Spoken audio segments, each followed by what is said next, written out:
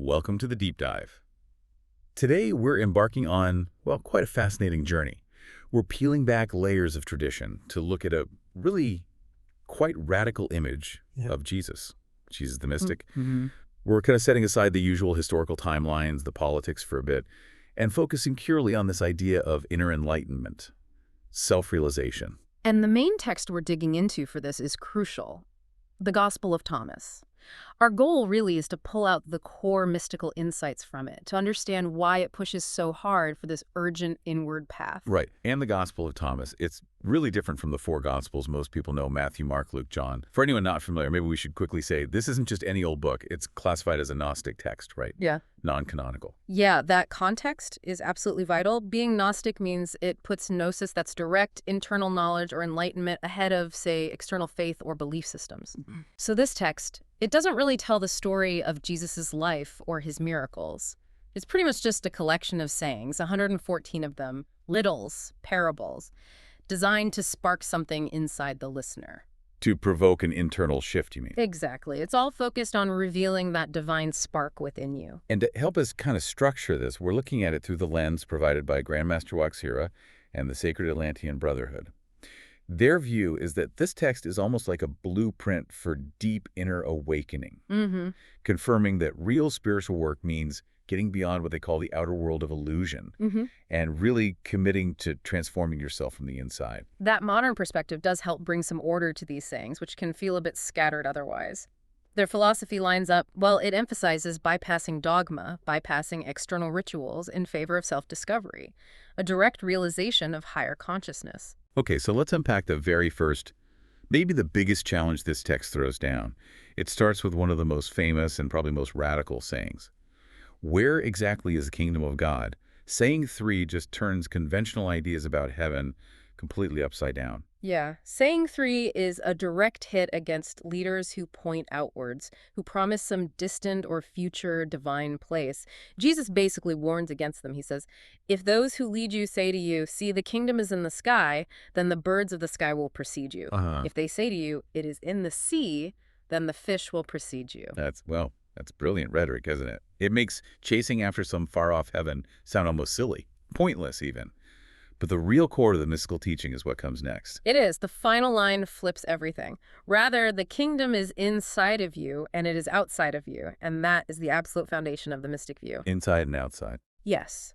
The divine isn't some reward way off in the distance or a specific place on a map.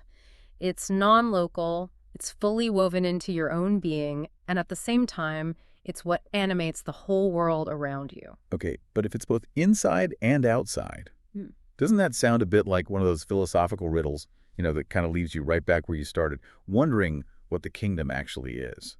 It definitely sounds like a riddle. I agree. But I think it functions more like an instruction. See, if it's only outside, you search forever, right? If it's only inside, you might just withdraw from the world completely.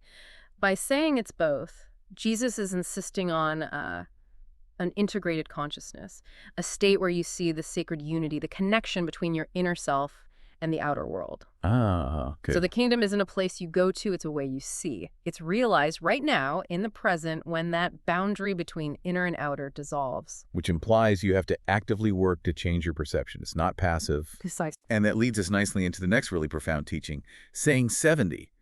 This one presents salvation not as something you just receive, but as this urgent, active, process of manifestation. Yes. Saying 70 is incredibly powerful because it puts the entire weight of spiritual success or failure right onto the individual's shoulders, onto their effort to awaken. It's totally uncompromising. What does he say exactly? If you bring forth what is within you, what you have will save you. If you do not bring forth what is within you, what you do not bring forth will destroy you. Wow. When you do not bring forth will destroy you. That's intense. Doesn't that put an almost crushing responsibility on the person? I mean, where's the grace, the comfort in a system that says your own inner potential is literally the only thing between you and, destruction?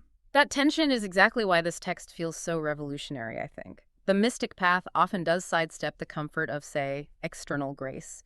It favors immediate, necessary internal change. It suggests that your innate spiritual power, if it's unawakened, isn't just lying dormant. It's like a ticking clock.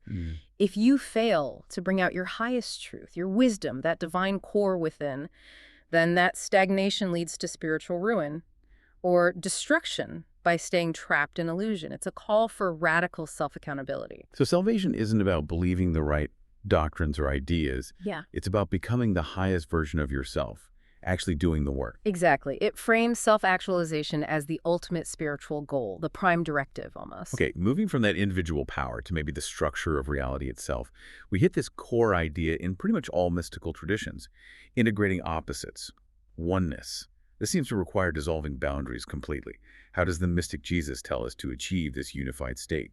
Saying 22 gives a complex recipe. Saying 22, yeah, it lays out the specific conditions for reaching that unitive consciousness needed to enter the kingdom. Yeah. It demands we dissolve multiple dualities. The instruction is quite detailed.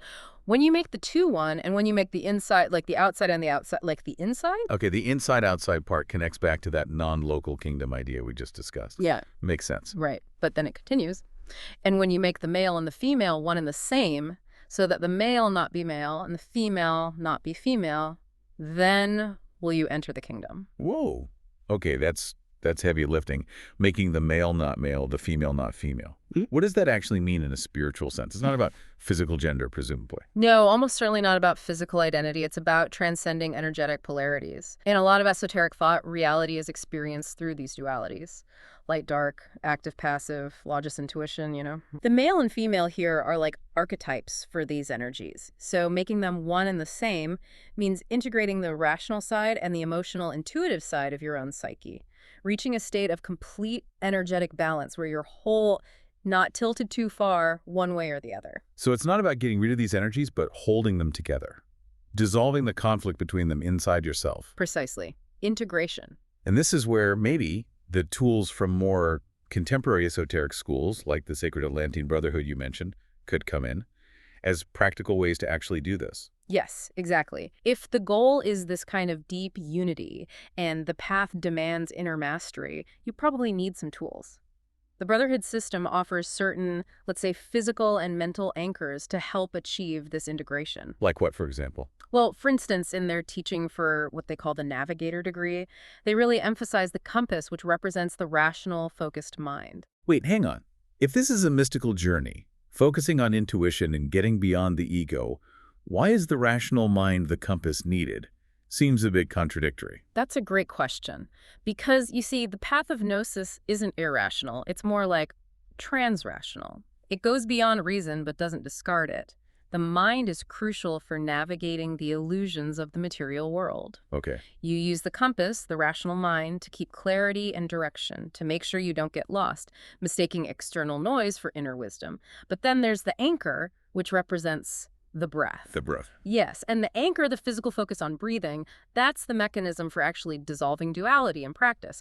By anchoring your conscious mind in the present physical moment through the breath, you start to bring the inside like the outside. It becomes a constant practice of experiencing that unity. Ah, I see. So it connects the big philosophical idea directly to something you can actually do physically, moment by moment. Exactly. And the ultimate aim, which they associate with their captain degree, is using these disciplined tools, mind and breath working together to access deeper inner vision, intuition, the very faculties you need for the kind of radical self-realization Jesus is demanding in these sayings.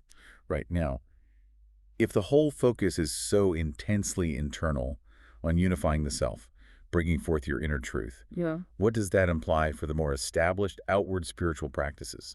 Things like communal prayer, fasting, giving alms, things that are usually seen as virtuous. Well, this is where the mystic path really throws a huge curveball at institutional religion. In saying 50, Jesus seems to, well, actively discourage external practices if they lack that inner grounding. Let's hear that quote again, because it sounds like it directly challenges standard ideas of piety. It does, he says. If you fast, you will bring forth sin for yourselves, and if you pray, you will be condemned. And if you give alms, you will do harm to your spirits. Okay, that's not just discouraging them. It's saying they're actively harmful. Why would fasting and prayer, these traditional good things, lead to sin or condemnation here? That seems counterintuitive. Because the mystic Jesus in this text at least, is relentlessly focused on the source of the action, not just the action itself, the inner motivation. Oh. So if you fast just to show off how pious you are, or if you pray loudly mainly so others see you, or if you give charity out of social obligation rather than genuine heartfelt compassion, then you're actually just reinforcing the ego. You're strengthening the very illusion you're supposed to be trying to transcend. So the ritual itself becomes hollow? Or even worse, it becomes a tool for self-deception that actually increases your spiritual distance instead of closing it. Yeah. It's like saying my New Year's resolution to meditate more is pointless if I don't actually feel the purpose behind it, if I'm just going through the motions. That's a perfect analogy, yes. The practices become a performance, not a real process of transformation. Jesus here is emphasizing that spiritual work must be rooted in direct inner experience, in alignment with your deepest purpose. Anything else just creates more separation, more falsehood. The path goes beyond just following rules or keeping up appearances. It demands authenticity through and through. This whole shift then, from focusing on external actions, external deeds, to focusing entirely on internal realization. That seems to be the absolute core message of the mystic Jesus presented here. He's inviting us not just to follow a set of laws, but to actually achieve a different, higher state of consciousness. Absolutely. The Jesus we see revealed in the Gospel of Thomas is, in many ways, a revolutionary figure. He's challenging his followers, and by extension, us to recognize that the kingdom of God isn't some future promise handed down by a distant God. It's a present reality. It's available the very moment you achieve true self-realization in that sense of unity. It transforms the spiritual life from being a sort of pilgrimage towards something into a state of being. That idea that the transformation is total and potentially immediate, that's really the ultimate takeaway here, isn't it? I think so. And if we take these teachings really seriously, maybe the most challenging instruction of all is the one that demands constant daily practice, that instruction from saying 22, to actively work at dissolving the perceived boundaries of the self. The mystical path isn't just calling us to believe in oneness conceptually, it's calling us to live it.